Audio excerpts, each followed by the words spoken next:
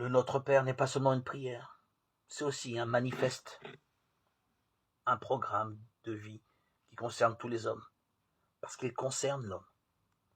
Pour le judaïsme, ce monde appelé en hébreu Olam Hazé, ce monde-ci, a un commencement et une fin.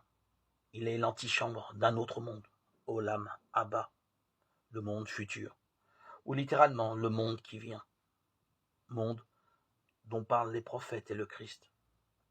Dans ce monde-ci, l'homme, chacun d'entre nous, est en gestation de son être ultime, ressemblant en cela à une femme enceinte.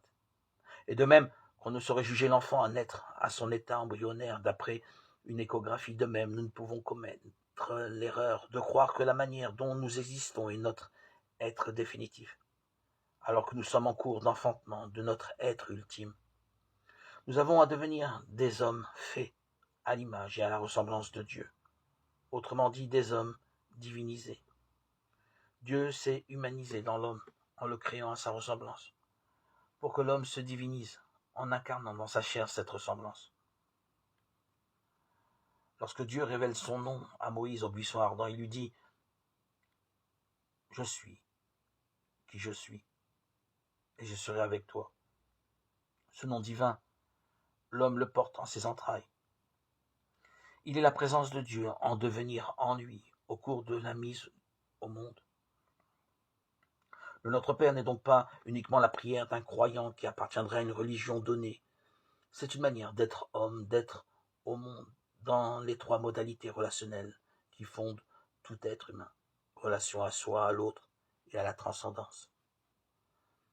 Les 7 demandes de cette prière répondent aux questions existentielles que tout homme peut se poser un jour ou l'autre au cours de son existence. Des réponses qui, à mon avis, peuvent convenir et satisfaire chaque homme, dans le respect et la liberté de ses choix religieux et spirituels.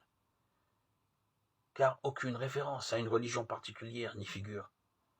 Des réponses à la fois simples et compliquées qui peuvent toucher et emplir le cœur d'un savant, comme celui d'un ignorant, d'un adulte, comme celui d'un enfant. D'où est-ce que je viens? Je reçois ma vie du Créateur, qui est mon Père. Qui suis-je? Son Fils? Ce monde a-t-il une finalité? La venue de son règne? Qui est l'autre?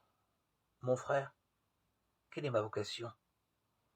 Amener le monde et mon être à son achèvement en aimant le Père et mon prochain comme moi-même, jusqu'à donner ma vie pour lui.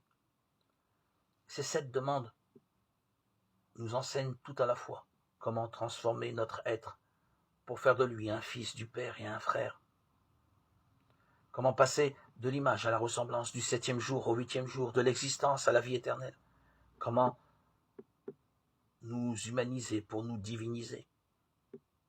Pour nous résumer, la vie nous est donnée. Il nous reste à acquérir notre être en donnant à notre tour. Seul le don et l'attention à l'autre justifient notre existence. Chaque fois que je me donne, je justifie la création de mon être, de cette vie que je reçois gratuitement. En cette existence, je suis en gestation de moi-même. Je porte en moi plus que moi. Je porte à la fois l'autre et mon être messianique. C'est cette réalité oubliée que le Christ est venu rappeler à chacun de nous. Il nous montre le chemin, la croix, c'est-à-dire le don de sa vie pour le prochain quel qu'il soit.